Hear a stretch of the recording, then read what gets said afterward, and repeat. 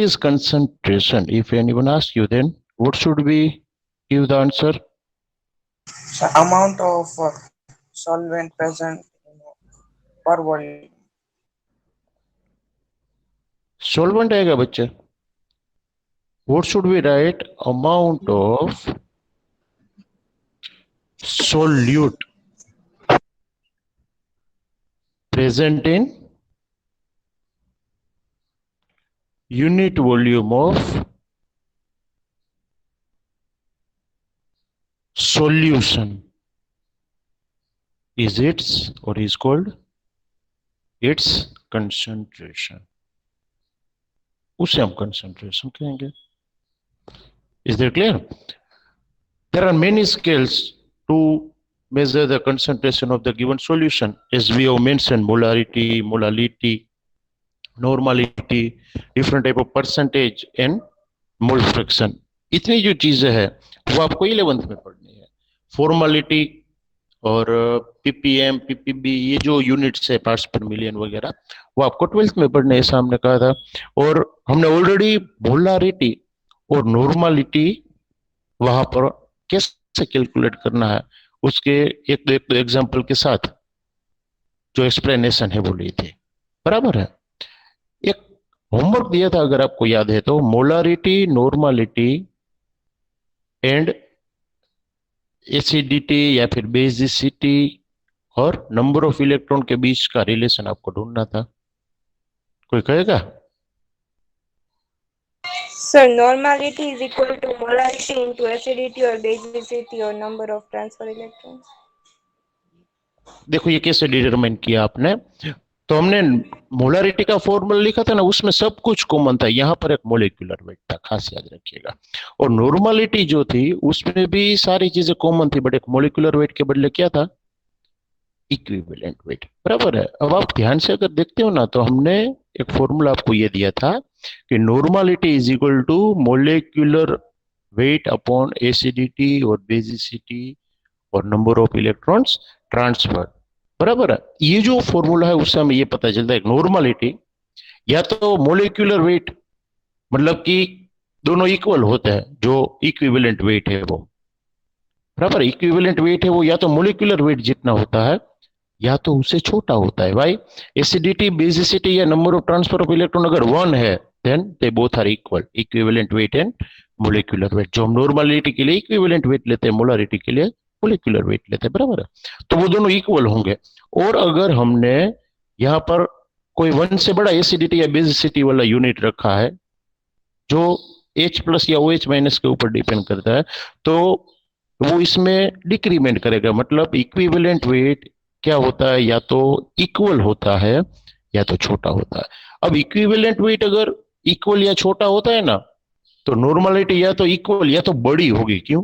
ये छोटी वैल्यू जो है वो डिनोमिनेटर में है, तो पूरा आंसर जो है वो ये आंसर के रिस्पेक्ट में थोड़ा क्या होगा? बड़ा होगा. बड़ा होगा इसलिए आपने क्या किया? कितना बड़ा होगा?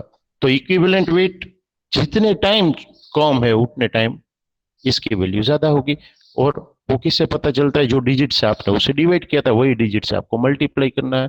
तो ये जो फॉर्मूला है, जो आपने आंसर दिया, वो बिल्कुल सही है. आपको याद ये रखना है कि if you want to calculate the normality, तो आपको मोलारिटी को क्या करना होगा? मल्टीप्लाई करना होगा. किससे?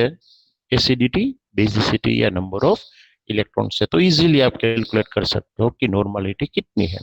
बराबर है. तो ये जो वे है वो शॉर्टकट है. जेई नीट में अगर ऐसा सम पूछा जाए कि कोई एसिड या बेस की आपको मोलारिटी दी है और नॉर्मलिटी ढूंढनी है, तो भी आप इजीली ढूंढ सकते हो ये फॉर्मूला से. और उल्टा अगर दिया है कि नॉर्मलिटी दी है और मोलारिटी ढूंढनी है, तो भी आप इजीली ढूंढ सकते हो. तो सिर्फ आपको इसको नॉर्मलिटी को डिवाइड करना होगा एसिडिटी या बेसिसिटी या इलेक्ट्रॉन्स के नंबर से. क्लियर? तो ये एक शॉर्टकट हो जाता है नॉर्मलिटी या मोलारिटी के कन्वर्जन का. अब जो हम एक चीज, हाँ सर, ब्लिंदा कुछ पूछना चाहती है? बेटा बोलो. यस सर, एक डाउट है. हाँ बोलो. सर, हमें अगर सॉल्ट्स का कंसंट्रेशन फाइंड करना हो नॉर्मलिटी में, तो उसमें तो नंबर ऑफ ट्रांसफर इलेक्ट्रॉन 0 नहीं हो जाएगा? जैसे देखो NaCl है तो वो 0 हो जाएगा। देखो, ना ना ना ना ना, ये आपका क्वेश्चन सही है, बट वो एक्चुअली में जीरो नहीं, वहां पर आपको सम नहीं लेना है, आपको आयोनिक कंपाउंड है उसमें क्या करना है, मान लीजिए आपके पास NaCl है, बराबर है, आपका कहने का मतलब मैं बिल्कुल समझ गया, तो उसमें Na प्लस होता है, Cl माइनस होता है, तो आप +1 और -1 जीरो लोगे, बराबर, इस तरीके से कह रहे हो ना।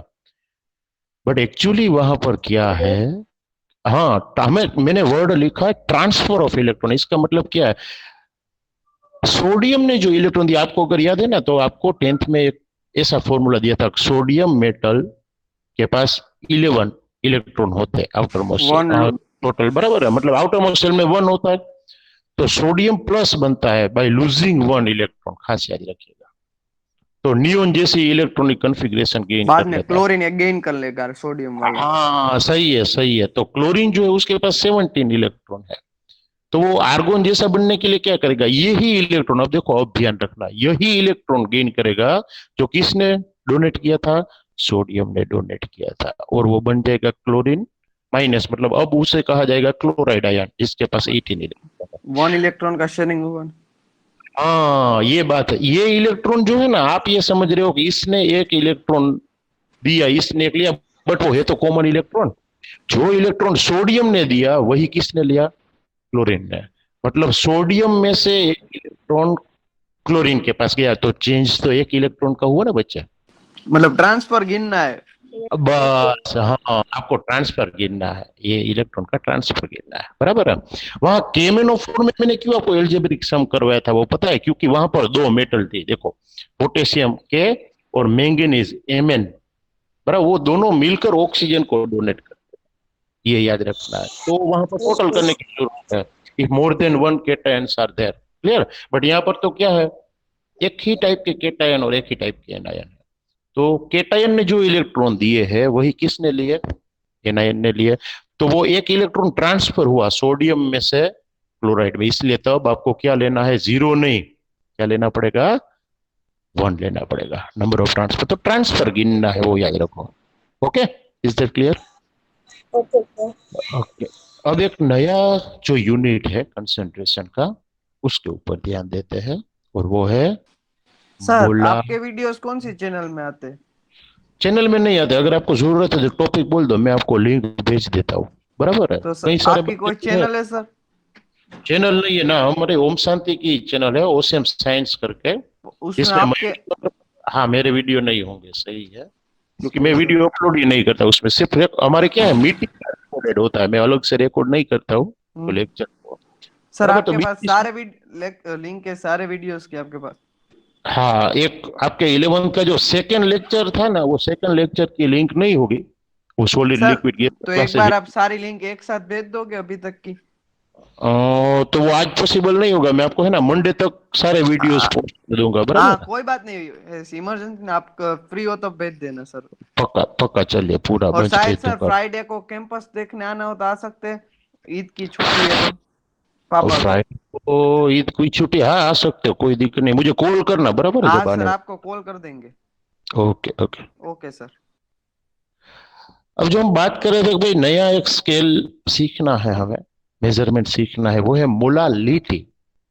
मोलारिटी का सिंबल क्या था, देखो मैंने वर्ड बोला मोलारिटी, हमने आगे सीखा हुआ है, मोलारिटी का सिंबल क्या था, ये मोलालिटी है, एम था बट वो कैपिटल एम था, यहां पर मोलालिटी है तो स्मॉल एम होगा, ये खास याद रखिएगा, मोलारिटी के लिए कैपिटल एम और मोलालिटी के लिए स्मॉल एम, बराबर। मोलालिटी क्या है, तो आपको याद ये रखना है कि the number of moles of solute dissolved in or dissolved per 1 kg of solvent, ये खास याद रखना, मैंने सॉल्यूशन नहीं लिखा, यहाँ वर्ड कौन सा लिखा है, सोलवेंट लिखा है, बराबर है। मोलारिटी में हम क्या लेते थे, पर 1 लीटर ऑफ सॉल्यूशन, जब वर्ड सॉल्यूशन बोलते हैं तो दोनों आ जाते हैं, सोल्यूट और सोलवेंट दोनों वहां पर आ जाते हैं, बट यहां पर मोलालिटी जब बात आती है तो वहां पर सॉल्यूशन नहीं, सिर्फ लिया जाता है सोलवेंट, और वॉल्यूम नहीं, क्या लिया जाता है, मास लिया जाता है 1 kg। तो ये मेजर चेंज है मोलारिटी में और मोलालिटी में। मोलारिटी में आप वॉल्यूम ध्यान में लेते हो और पूरे सॉल्यूशन का लेते हो, वाइल मोलालिटी में आप मास ध्यान में लेते हो और सोलवेंट का लेते हो। पर 1 kg ऑफ सोलवेंट हमने यहां पर लिखा है। तो फॉर्मूला क्या होगा, मोलालिटी इज इक्वल टू मोल पर मास ऑफ सोलवेंट। कितना, पर 1 kg। पर 1 kg लेना है तो मास आपको केजी में लेना होगा। अब मोल का फॉर्मूला आपको पता है, मोल के लिए हम क्या लिखते हैं भाई, मोल मीन्स या given mass upon molar mass. Given mass upon total mass. Total नहीं, मोलिकुलर मास, बराबर है, given weight upon molecular wait, सही है।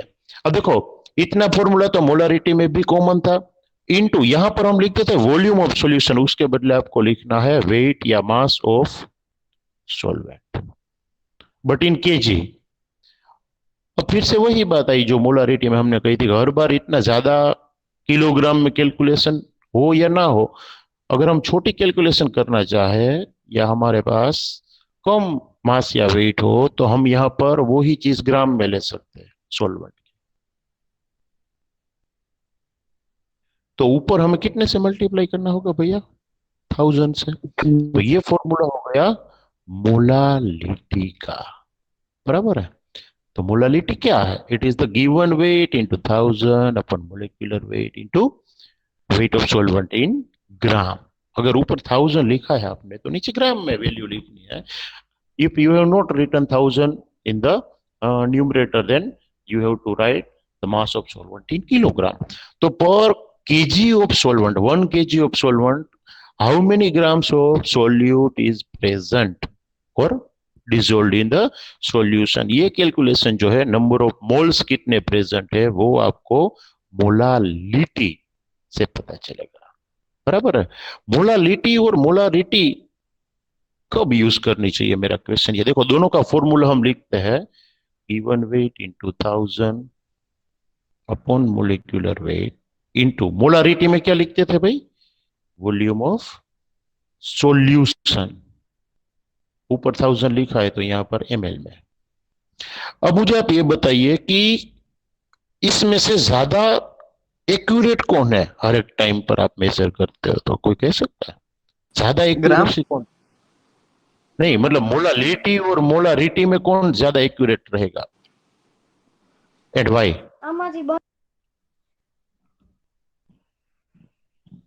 ये आप बता सकते हो। मान लीजिए हम पूरे ईयर में हर एक मंथ में यही चीज कैलकुलेट करते हैं कोई भी सॉल्यूशन की, तो कौन सा यूनिट कांस्टेंट आंसर देगा और किस में चेंज आएगा। ये दोनों में से एक यूनिट ऐसा है जो वेदर के साथ चेंज होगा, क्यों, हाँ भले ही स्लाइटली चेंज हो बट होगा,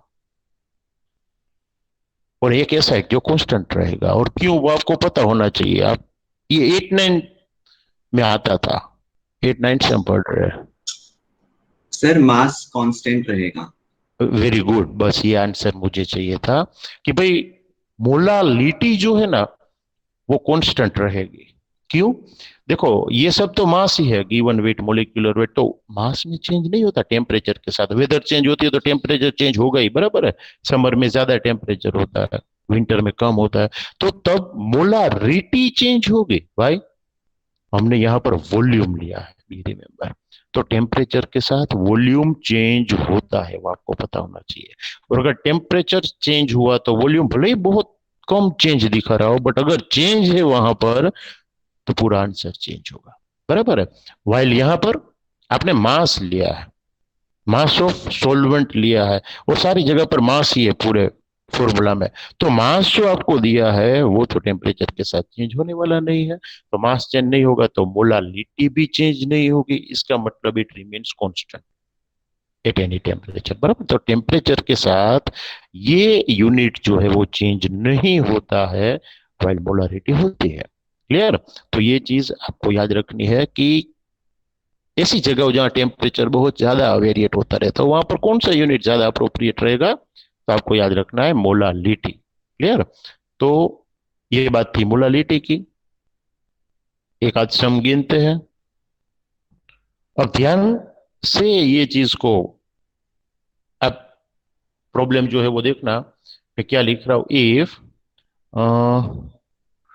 28 gram nitrogen gas is dissolved in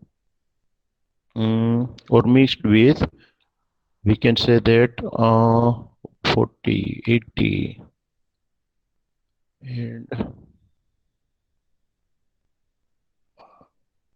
71, 142, 154 gram carbon tetrachloride. Then calculate the molality.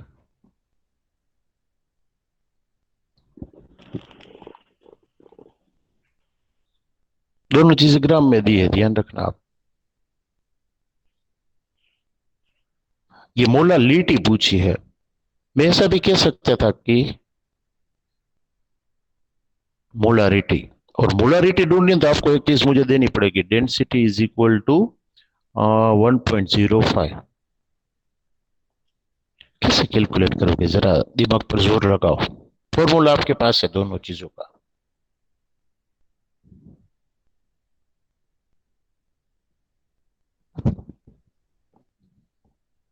कौन सा इजी रहेगा, मोलालिटी या मोलारिटी ढूंढने में? मोलालिटी। हाँ, कैसे करोगे? आपके पास सीधा फॉर्मूला है कि molality is equal to given weight upon molecular weight. देखो यहां पर आप मास सोलवेंट का लेने वाले हो, सोलवेंट का जो मास है वो ग्राम में दिया है, मतलब मास ऑफ सोलवेंट इन ग्राम, या वेट हम लिखते हैं सोलवेंट इन ग्राम, और ग्राम में लिया है तो ऊपर 1000 से मल्टीप्लाई ऑब्वियसली करना होगा। गिवन वेट कितना है, सोल्यूट का ही लेना है, हमने कहा था यहाँ पर मोल जो है वो 28। सोल्यूट 28 बराबर, ये गिवन वेट है।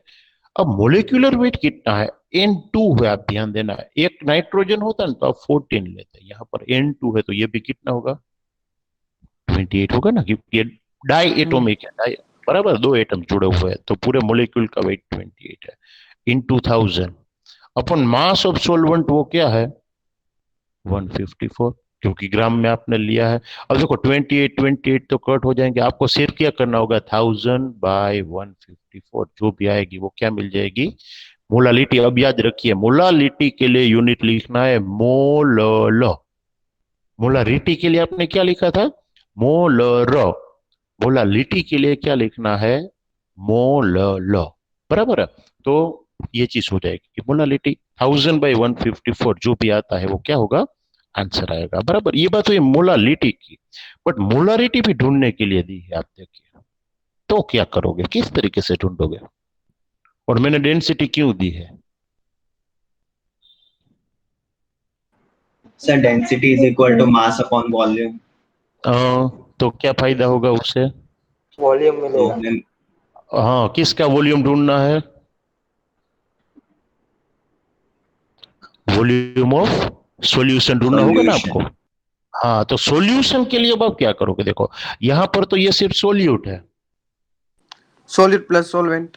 हाँ solid plus solute plus solvent आपको करना होगा, तो 154 + 28 करना होगा, तो आपको दोनों का समेशन मतलब सॉल्यूशन के ग्राम कितने हैं वो पता चलेगा, बराबर है। तो आपको लिखना पड़ेगा कहीं साइड में कि we know that solution is equal to solute plus solvent, 28 + 154 कितना हो जाएगा 182, बराबर है। इतने ग्राम जो है वो सॉल्यूशन है, बट हमें तो वॉल्यूम चाहिए, तो आपको पता होना चाहिए density is equal to mass by volume, इसका मतलब volume is equal to mass by density. अब मास कितना मिला 182, डेंसिटी कितनी है 1.05, बराबर करो फटाफट कितना आता है 182/1.05 करो तो कितना आता है वॉल्यूम 173.33. 173.33 ये होगा ml में। और वो कैसे पता चलेगा ml में है? तो खास ध्यान रखें, यहाँ पर डेंसिटी है ना, उसका यूनिट मैंने नहीं लिखा है, उसके ऊपर डिपेंड करता है। यहाँ पर मैं ग्राम पर सेंटीमीटर क्यूब लिखता हूँ तो ये ml हो गया, सेंटीमीटर क्यूब का मतलब ml हो गया, बराबर है। वरना ये लीटर में आता, बट ये ग्राम ही लेना पड़ेगा क्योंकि ये सारी चीजें ग्राम में है, बराबर। गिवन वेट, मोलिकुलर वेट वो हमने ग्राम में लिया है, किलोग्राम में तो लिया नहीं। वो ग्राम में लिया है तो ग्राम पर सेंटीमीटर क्यूब ही डेंसिटी लेनी पड़ेगी, और सेंटीमीटर क्यूब का मतलब ml होता है। तो ये चीज भी हमें जो मिलेगी वो ml में मिलेगी। अब आप सारी वैल्यू से लेस हो गए हो, बराबर है। तो आपको molality is equal to given weight कितना था 28, मोलिकुलर वेट कितना था 28 इंटू 1000 अपॉन, अब आप वॉल्यूम लिख सकते हो 173.33। मोलालिटी ज्यादा आएगी या मोलारिटी ज्यादा आएगी वो मुझे कहो। ये तो इजी है ना, सामने दिख रहा है, देखो मोलालिटी जो है उसमें बराबर है 1000 को 154 से आपने डिवाइड किया था, छोटी वैल्यू से डिवाइड किया मोलालिटी, था, तो ये आंसर बड़ा आएगा, बराबर है मोलालिटी। और ये मोलारिटी का छोटा। हाँ, मोलारिटी का आंसर जो है वो कम आएगा, ये याद रखिए। तो ये मोलर होगा। मोलारिटी का जो आंसर है ना वो मोलर ऐसा बोला जाता है, और मोलालिटी के लिए क्या बोला जाता है, मोलर। क्लियर। तो इस तरीके से आप बड़े ध्यान से कैलकुलेट कर सकते हो कि भाई यहाँ पर तो सॉल्यूशन लेना है, और सॉल्यूशन अगर है तो उसका तो मास है, हमें तो वॉल्यूम लेना है। तो मास को वॉल्यूम में कन्वर्ट करने के लिए आपके पास एक डेटा होना चाहिए, और वो है डेंसिटी। तो डेंसिटी अगर दी है तो आप इजीली एक चीज में से दूसरी चीज को कैलकुलेट कर सकते हो। कई बार ऐसे भी सम दिए जाएंगे, मोलालिटी दी है उसमें से मोलारिटी फाइंड करनी है। फॉर एग्जाम्पल 3 मोलर NaOH का सॉल्यूशन आपको दिया है, बराबर 3 लीटर आपको दिया है, तो उसकी मोलारिटी ढूंढिए, ऐसा आपको दिया होगा, तो आपके पास डेंसिटी होनी चाहिए, तो आप कैलकुलेट कर सकते हो। हम आपको जेई नीट के लिए इसका शॉर्टकट भी देंगे कि डायरेक्टली मोलालिटी को मोलारिटी में कैसे कन्वर्ट किया जाता है, बराबर है। बट पहले सारे के सारे कंसंट्रेशन जो है उसके यूनिट हम एक बार पढ़ ले थरोली, तो क्या है, हम इजीली सारी चीजों को एक दूसरे में इंटर कन्वर्ट कर सकते हैं। अभी तक हमने 3 यूनिट पढ़े, मोलारिटी, नॉर्मलिटी एंड मोलालिटी, बराबर है। अब एक एकदम इजी वाला जो यूनिट है वो आता है, बट उसके सब टाइप 4 है, और वो समझने में भी आपको आसानी रहेगी, और वो है परसेंटेज कंसंट्रेशन। आपको एक चीज तो पता है भैया कि भाई कंसंट्रेशन जो है वो क्या होता है, परसेंट होता है। सेंट मतलब सेंचुरी, पर 100 होता है, इसलिए हम उसे परसेंट कहते हैं, बराबर है। ये परसेंटेज कंसंट्रेशन परसेंट है, सेंट मतलब पर सेंचुरी कितनी चीज प्रेजेंट है। आपको पता है, आपको मार्क्स दिए जाते हैं जो एग्जाम में, मान लीजिए कि 20 मार्क के आपके टेस्ट है, तो 18 मार्क आपको आए, तो ऐसे क्यों लिखा जाता है 20 में से 18, ऐसे क्यों नहीं 20 में से 18? ये कोई कहेगा ऐसा तो कोई रूल नहीं है कि ऐसे ही लिखो, बट क्यों लिखा जाता है, इसके पीछे कोई मैथमेटिकल लॉजिक है? तो है, इजीली आप परसेंटेज निकाल सकते हो। देखो ये जो अरेंजमेंट है obtain mark upon total mark की, उसको आप 100 से मल्टीप्लाई कर दो, डायरेक्टली आपको मिल जाएगा परसेंटेज आपका। देखो 0 0 कट, यहां पर आ जाएगा 9, 90% विल बी द आंसर, बराबर है। इसमें ये पॉसिबल नहीं होगा, तो खास याद रखिए टोटल जो एंटाइटी है वो डिनोमिनेटर में लिखी जाती है, ऑब्टेन्ड या प्रेजेंट एंटाइटी है वो कहां पर लिखी जाती है, न्यूमरेटर में, और इनटू 100 किया जाए तो आपको क्या मिल जाता है, परसेंटेज मिल जाता है। क्लियर। तो इसी तरीके से हम सारे परसेंटेज कंसंट्रेशन को ढूंढ सकते हैं, और 4 तरीके के परसेंटेज हमें ढूंढने बच्चों। कौन कौन से 4? तो एक है weight by weight percentage. Weight by weight मतलब सोल्यूट का भी आपने वेट के बेस पर मेजरमेंट किया हो, और सॉल्यूशन का भी, टोटल मतलब सॉल्यूशन का भी आपने जो मेजरमेंट किया वो ग्राम में किया हो, भले ही वो लिक्विड है या सॉलिड, उसके साथ हमें लेना देना नहीं, बट सोल्यूट का मेजरमेंट भी ग्राम में हुआ होना चाहिए, और सॉल्यूशन का मेजरमेंट भी ग्राम में हुआ है, मतलब दोनों का अगर आपने वेट लिया है और परसेंटेज ढूंढ रहे हो तो उसे हम कहेंगे परसेंटेज वेट बाय वेट। दूसरा जो है वो है परसेंटेज वेट बाय वॉल्यूम। ऊपर हर बार सोल्यूट का क्वांटिटी लेना है, नीचे सॉल्यूशन का क्वांटिटी लेना है, क्योंकि सोल्यूट के बेस पर हम परसेंटेज जो है वो ढूंढते हैं, बराबर है। तो solute upon solution into 100। But यहां पर परसेंटेज वेट बाय वॉल्यूम कब बोलना है? जब आपने सोल्यूट को ग्राम में मेजर किया है और पूरे सॉल्यूशन को आपने किसमें मेजर किया है? ml में मेजर किया है, बराबर है, मतलब वॉल्यूम का यूनिट लिया है। तो उसी तरीके से परसेंटेज वॉल्यूम बाय वेट भी आएगा, मतलब सोल्यूट को आपने ml में या वॉल्यूम के यूनिट में मेजर किया है और सॉल्यूशन को आपने पूरा का पूरा ग्राम में या किलोग्राम में, मतलब वेट के यूनिट में जो है वो मेजर किया है। लास्ट वन, अब आपको पता है क्या आएगा भाई? फोर्थ यूनिट कौन सा बाकी रह गया एक यूनिट? अब ये तीन के ऊपर से वॉल्यूम बाय वॉल्यूम। वॉल्यूम दोनों वॉल्यूम, मतलब आपने सोल्यूट का भी वॉल्यूम मेजर किया है और सॉल्यूशन का भी वॉल्यूम मेजर किया है।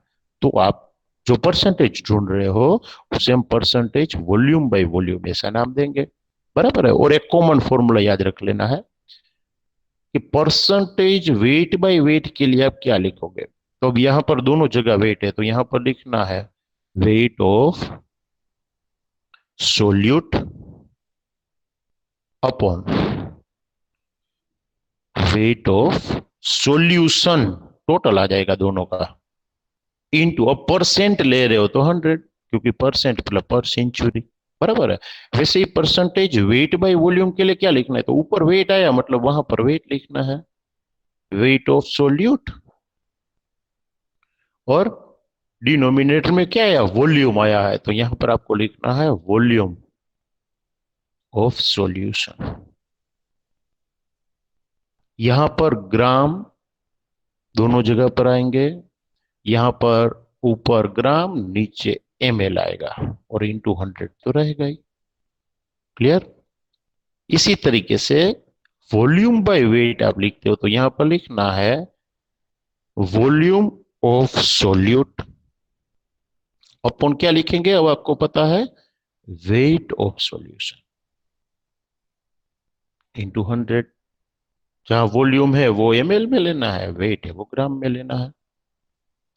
आप है ना घर पर जो हमारे डेली लाइफ में यूजफुल चीज है ना उसे ध्यान से देखना, जैसे कि दंत मंजन है, टूथपेस्ट है, कोई जो डिटर्जेंट है, लिक्विड डिटर्जेंट जो वेसल्स को धोने के लिए काम में आता है, यूटेंसिल, सॉरी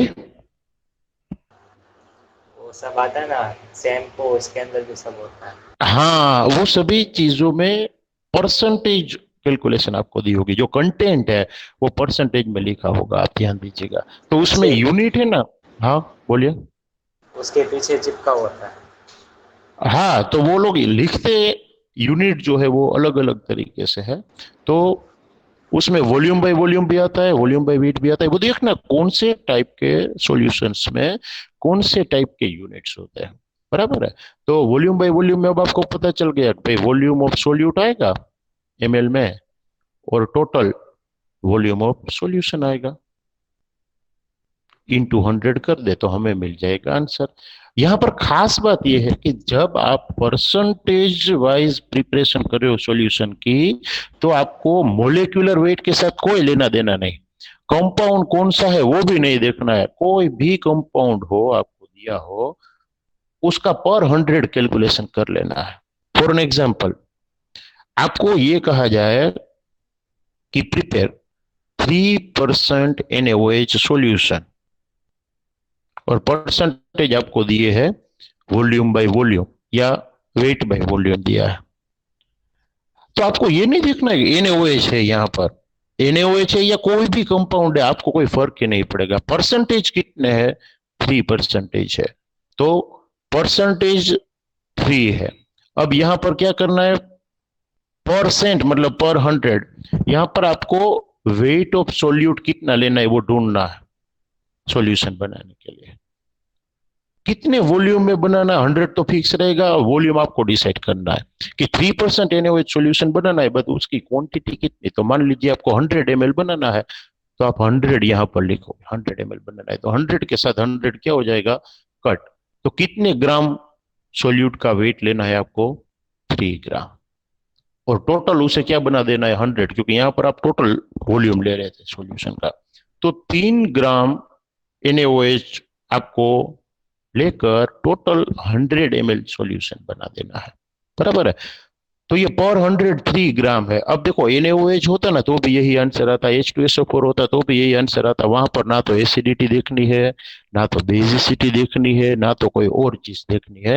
मतलब मोलिकुलर वेट या कौन सा कंपाउंड है उसके साथ लेना देना नहीं, परसेंटेज जो है वो सॉल्यूट के लिए फिक्स अमाउंट आपको मिलती है, भाई इतने ग्राम ही लेना है या इतने ml ही लेना है, बराबर है। तो अगर सॉलिड चीज है तो हम जनरली सॉल्यूट का वेट लेते हैं, लिक्विड है तो उसका क्या लेते हैं, वॉल्यूम लेते हैं, वो याद रखना है। क्लियर। तो ये बात हुई परसेंटेज की।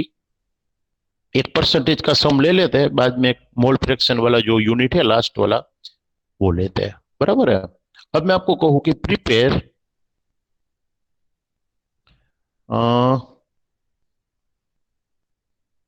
6% weight by weight solution of urea, और 6% 60 लीटर, ध्यान रखना लीटर दिया, 6% 60 litre weight by weight solution of urea.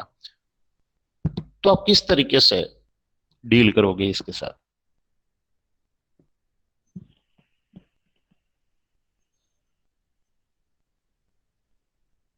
कौन सी चीज कितनी लोगे वो मुझे बताओ। हमें प्रिपेयर क्या करना है, 6% सॉल्यूशन, ऐसा सॉल्यूशन जिसका कंसंट्रेशन 6% हो।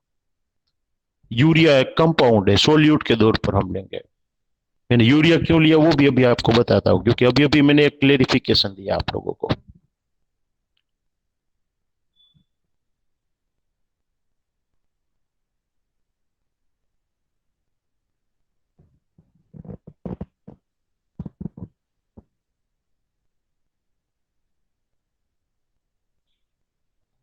एक छोटा सा लॉजिक भी आपको लगाना है इसमें साथ में। मैंने देखो जानबूझकर वेट बाय वेट लिया और यहां पर लीटर दिया। कहेगा कोई किस तरीके से कितना यूरिया लेना है वो कैलकुलेट करोगे आप।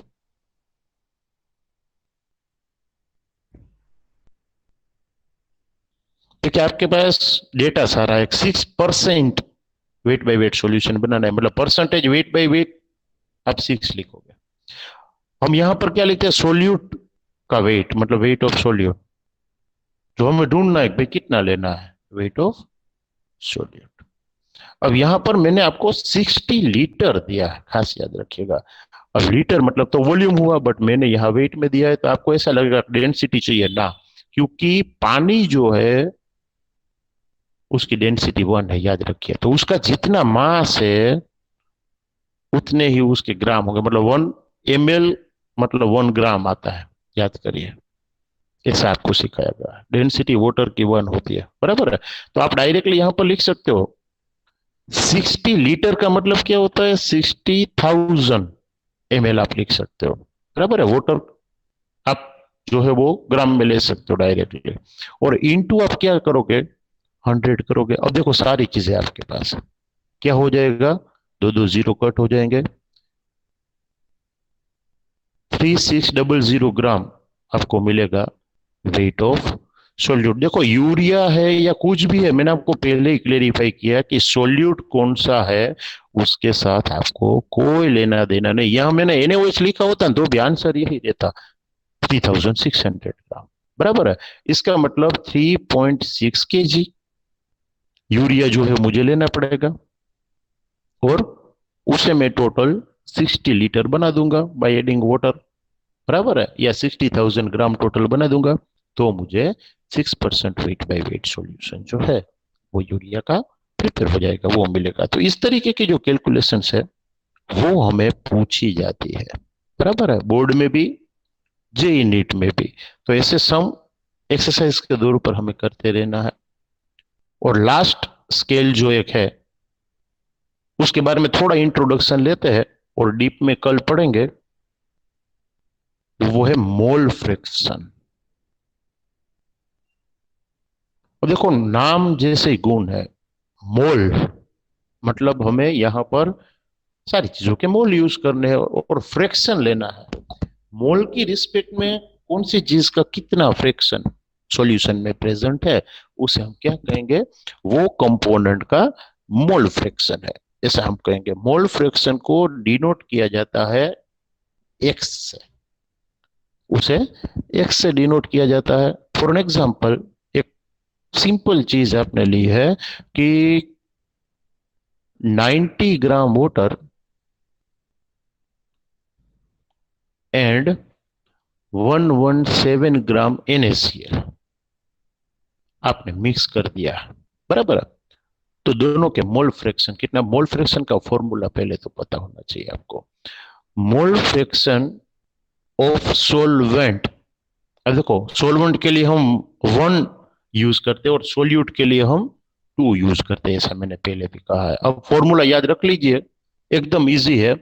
मोल फ्रैक्शन ऑफ एनीथिंग, एनीथिंग मतलब पहले हम सोलवेंट का ढूंढ रहे हैं, तो mole fraction of solvent is equal to mole of solvent, मतलब जिस चीज के मोल फ्रैक्शन ढूंढ रहे हो ना, उसके मोल रखने हैं अपॉन टोटल मोल। टोटल मतलब सोलवेंट और सोल्यूट दोनों के मोल आ जाने चाहिए। वैसे ही अगर आप मोल फ्रैक्शन ढूंढ रहे हो सोल्यूट के, तो उसके मोल लिखने हैं upon total number of moles लिखने हैं, बराबर है। जिस चीज का मोल फ्रैक्शन ढूंढना है आपको, उसके मोल अपॉन सारे कंपोनेंट जो सॉल्यूशन में प्रेजेंट है उसके मोल, बस इसका रेशियो आपको मोल फ्रैक्शन का आंसर देगा।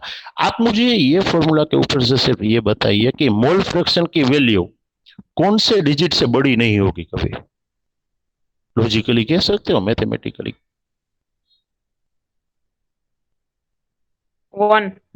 हाँ, वेरी गुड। मोल फ्रैक्शन की वैल्यू कभी 1 से बड़ी नहीं होगी। क्यों? आप जिस चीज को डिवाइड कर रहे हो वो नीचे सम में तो आ ही गया है, देखो, मतलब डिनोमिनेटर ऑलवेज बड़ा होगा न्यूमरेटर से, तो आंसर ऑलवेज 0 पॉइंट समथिंग आएगा, बराबर है। और सारी चीजों के फ्रैक्शन को आप समेशन करते हो तो ऑलवेज एग्जैक्ट 1 आएगा। सॉल्यूशन के अंदर प्रेजेंट सारे कंपोनेंट के मोल फ्रैक्शन का सम ऑलवेज 1 रहता है। क्यों? वो है ही सॉल्यूशन का फ्रैक्शन। तो सारे फ्रैक्शन का सम करोगे तो फिर से वही चीज मिलेगी आपको। कोई एक चीज के टुकड़े करते हो और बाद में उसे इकट्ठा करते हो तो फिर से वो चीज एक ही बन सकती है, बराबर है। तो इसमें हम अगर आंसर देना चाहे ये डेटा के लिए तो क्या दोगे? तो मोल फ्रैक्शन ऑफ H2O कितना होगा? तो mole of H2O upon mole of H2O plus mole of NaCl। अब पहले तो मोल ढूंढने होंगे ना भाई। मोल मतलब क्या होता है? Given weight. गिवन वेट कितना है? 90 upon molecular wait. Molecular weight पानी का कितना होता है बच्चों, याद करो? 18, बराबर है। 16 ऑक्सीजन के और दोनों हाइड्रोजन के 1 तो 18, तो आंसर आएगा 5। और NaCl के मोल कितने दिए हैं? तो गिवन वेट 117 और NaCl का मोलिकुलर वेट कितना होता है भाई? 58.5, क्योंकि 23 सोडियम के लिए और 35.5 क्लोरीन के लिए, तो इसका आंसर आएगा 2। तो मोल फ्रैक्शन H2O के ढूंढ रहे हो तो H2O के मोल रखने हैं आपको यहाँ पर, मतलब 5 अपॉन टोटल मोल लिखने, मतलब 5 + 2 7। ये हो गया मोल फ्रैक्शन वाटर का। और उसी तरीके से आप मोल फ्रैक्शन ढूंढोगे किसके? यहाँ पर NaCl के। तो अब आप क्या रखोगे? Mole of NaCl upon total mole. तो NaCl के कितने मोल है भैया? 2, और टोटल कितने हैं? 7। अब देखो ये दोनों का सम आप करते हो, मोल फ्रैक्शन का सम, तो कितना मिल जाएगा? 1 मिलेगा ना। 5/7 प्लस 2/7, तो क्या हो जाएगा? 7/7, इट मीन्स 1। तो ऑलवेज याद रखिए कि मोल फ्रैक्शन जो है वो कभी 1 से बड़ा नहीं होगा। It can not be more than 1, it can be less than 1 और इक्वल टू 1, बराबर है। तो ये चीज जो थी वो सारे कंसंट्रेशंस थे। अब हम सारे सम लेने वाले हैं नेक्स्ट लेक्चर से। तब तक आप